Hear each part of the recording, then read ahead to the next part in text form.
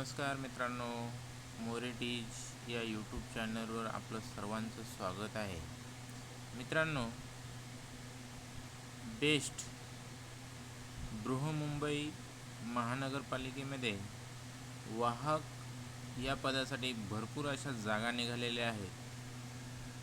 मग आज आपण वाहकसाठी जी काही महत्त्वाची कागदपत्र लागतात त्याविषयी थोडक्यात माहिती घेऊया. मित्रांनो, बेस्ट वाहकसाठी आपल्याला कंडक्टर लायसन म्हणजेच वाहक लायसनची गरज असते. मित्रांनो, हे लायसन आपल्याला आपल्या जवळच्या RTO ऑफिसकडून मिळत असतं.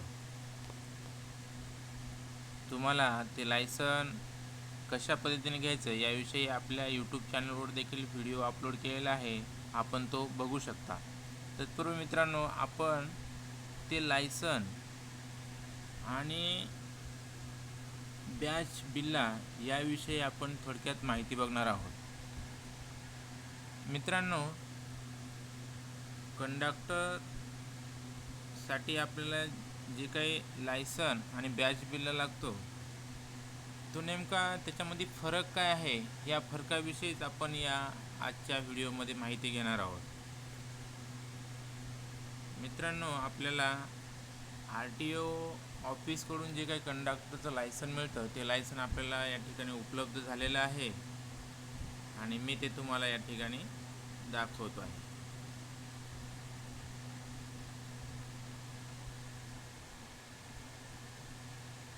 मित्रांनो, हे अशा पद्धतीचं कंडक्टर लायसन आपल्याला RTOकडून मिळत असतं. थोडक्यात आपण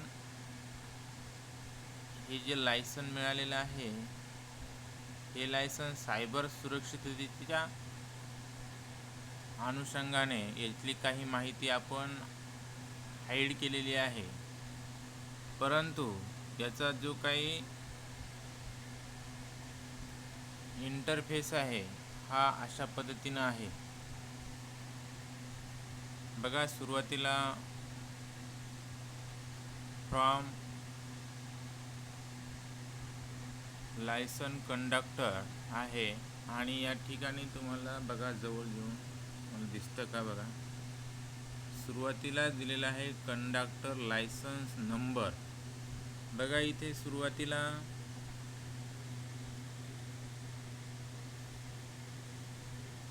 आपल्याला राज्याचं नाव दिसतं बघा, हे आहे राज्याचं नाव, हे राज्य आहे आणि या राज्याच्या पुढे तुमचा कंडक्टर लायसन नंबर आहे, त्याच्या खाली तुमचं नाव आहे, पूर्ण नाव आहे या ठिकाणी. पण सायबर सुरक्षिततेच्या दृष्टिकोनातून आपण नाव हाईड केलेलं आहे. मित्रांनो, इथे वडिलाचं नाव देखील आहे, खाली तुमची डेट ऑफ बर्थ आहे आणि हा तुमचा पूर्ण ॲड्रेस असतो. ॲड्रेस असल्याच्यानंतर हा तुमचा फोटो असतो. मित्रांनो, फोटो असल्याच्यानंतर आपण जिथून ज्या RTOकडून आपण हे लायसन मिळवले आहे त्या RTOचा शिक्का असतो आणि फोटोग्राफची तारीख देखील असते आणि आपण हे लायसन कधी रिन्यू केलं किंवा कधी काढलं त्याची देखील या ठिकाणी तारीख आहे. या ठिकाणी आपली सही असते, खाली देखील तारीख, RTOचं नाव आणि नंबर असतो आणि या ठिकाणी लास्ट डेट असते बघा, याची वैधता असते. आता या प्रमाणपत्राची वैधता आहे 2028 पर्यंत हे कंडक्टर लायसन चालत आहे.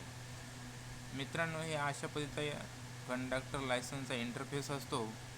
आपल्याला यामध्ये हे झालं लायसन.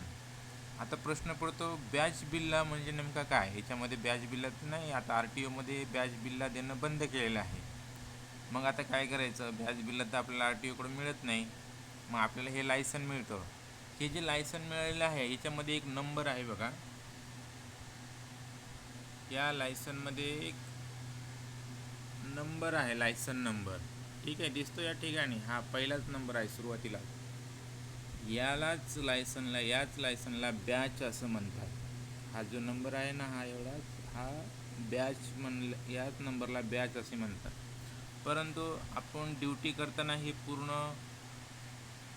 हा पूर्ण फॉर्म म्हणजे हे सर्टिफिकेट नेहमी आपण स्वतःजवळ बाळगू शकत नाही. कॅरी करायला आपल्याला थोडंसं अवघड जातं. म्हणून हा जो बॅच आहे, हा जो नंबर आहे, लायसन नंबर, थोडक्यात बॅच, याच बॅचला आपण जो काही स्टीलच्या म्हणा किंवा मग लोखंडी किंवा पितळच्या धातूचे ते गोल आकारचा धातू असतो, त्याच्यावर हाच नंबर जर आपण छापला तर तो बॅच बिल्ला म्हणून असं गणल्या जातं, बॅच बिल्ला गणल्या जातो. आणि तोच बॅच बिल्ला आपल्या युनिफॉर्मवर लावून आपण ड्युटी करू शकतो. अशा पद्धतीनं कंडक्टर लायसन आणि बॅच यामधील फरक आपण या ठिकाणी समजून घेतलेला आहे. आशा करतो ही सर्व माहिती आपल्याला मिळालेली आहे. आणखीन नवीन माहिती मिळवण्यासाठी आपल्या चॅनलला सबस्क्राईब करा आणि शेअर करा. ठीक आहे, थँक्यू.